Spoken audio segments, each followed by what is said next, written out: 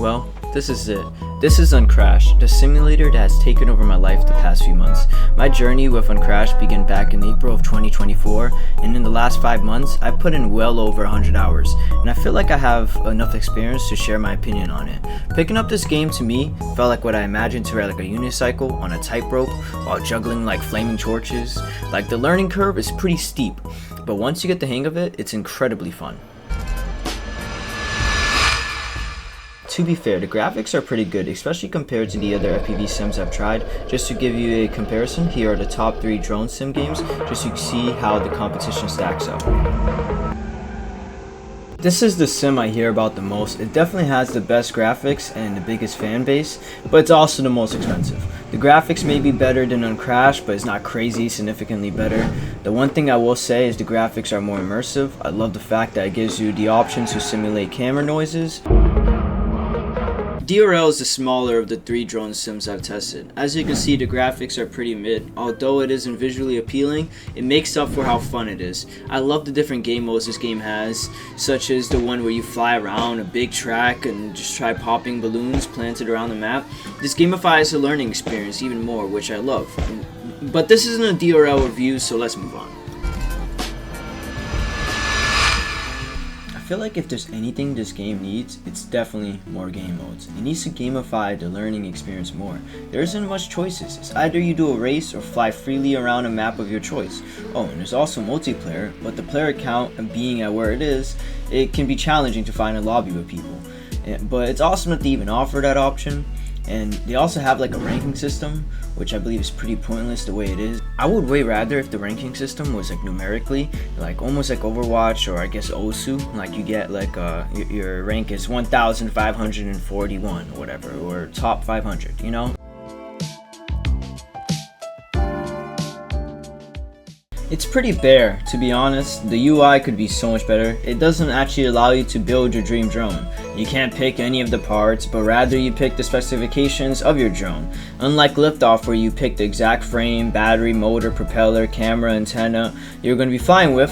To be fair, who even knows if they properly account for the slight differences that each part may cause, or if they just boil it to the same specs that Uncrashed allows you to input. Because are they really determining every slight differences in air resistance depending on the antenna you pick? I don't know. This is where the game doesn't miss. I love the official maps. There are 19 maps, 30 racetracks, and 6 of them having cars you can follow like this, like the one you're seeing right now. And these are the ones I more frequently fly on. And like the wide diversity between the environments allows you to play the game for hours and hours on end without like having the experience feel repetitive. And when you finally do get sick of playing the official maps, there's like a long list of community made maps for you to fly through.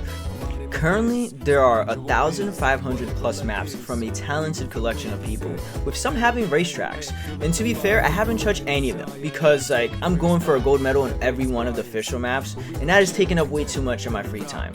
And oh, fun fact, if you're not aware, I started this challenge where I play Uncrashed every day until I get a gold medal on every map, and I'm currently on day 81 when recording this, and I would suggest y'all go check that out because why not? I think it's pretty cool. Quick disclaimers, none of these features I'm about to mention are any deal breakers for me. Just what I would appreciate if it was added. Like, hey, I enjoyed this game enough for me to play it for nearly an hour a day for this last few months, so I definitely didn't let any of these stop me. And just to get things started, lap times. It might sound minor, but when I'm racing and I don't beat my personal records, it would be great if the game at least acknowledged a new fastest lap. Like DRL has this feature, and it's just something I appreciated a lot when I played the game. And then there's camera noise emulation, which is the emulation of the distortion in the camera quality when flying either extremely fast or getting really poor signal. And a touch of color artifacts that like spread it around to really sell the immersive feel.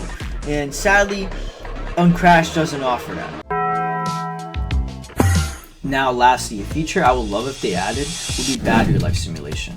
And honestly, this isn't a feature I ever really use when playing Liftoff because it's annoying as hell. like depending on what battery you select, it will give you like a realistic amount of flight time, which could be from like 1 minute to like 5 minutes. And if you couldn't have guessed, the faster the drone you select, the less flight time you're going to be allotted, you know. And nevertheless, I like the idea, even though I won't be using it like 98% of the time. But like, I like that's an option in the game. And also like when I go plan out my drone build, I like to have like an idea of how far and how long can I be flying. You know, it's just like a cool option that just adds to the simulator. You know, like please add it on Crash, please. Okay, so we finally reached the final rating section, and so I'm going to be giving this game a rating from 1 out of 10 in a few categories that I thought was most important. And those categories are going to be graphics, game modes, drone customization, maps, UI, learning curve, and realism. And let's jump straight into graphics. I wouldn't give the graphics more than a 7.5 out of 10. It's not bad to the point where it should put you off of playing it, but it's not something that the game excels in, you know?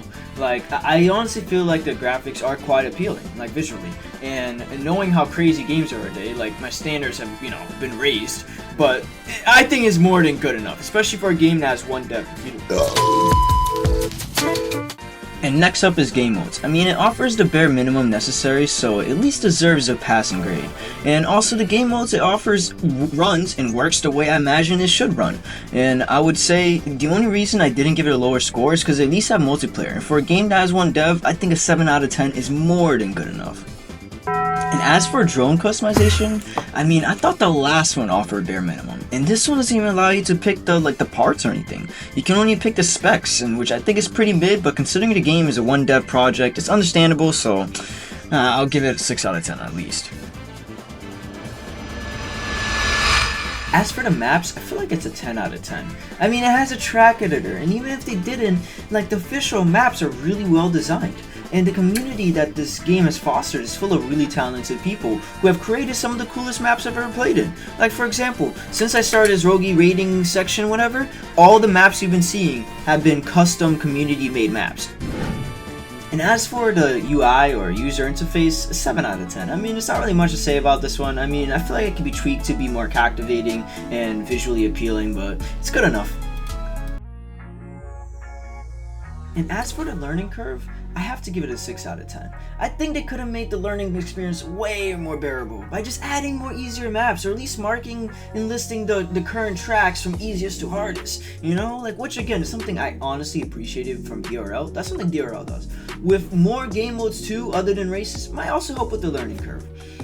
And then for realism, and this one, I'm gonna have to give a nice NA. Cause I've never flown an FPV drone IRL. You've been clickbaited. Ha ha, loser. So honestly, I don't even know how like transferable the skills I've spent quite a long time honing down on Uncrashed is with real world flying. I mean, I've been dying to find out, to see if the simulator that I've been spending the last 4 months playing every day was actually making me a better like drone racer or not. But just forget about that BS. You know how I don't know anything about actual drone flying and how I have no real experience or anything I can really relate this to, and how I don't really know what I'm really talking about. Just forget about that part. Let's just get to the final rating. Drum roll, 7.3 out of 10. Which will be updated in the future if any big changes are made, and if I actually get real life flying experience, there will be a video of showing how like I'll probably make a video like 100 hours in a sim versus real life flying. How does it compare? Like something with a BS title like that. I don't know.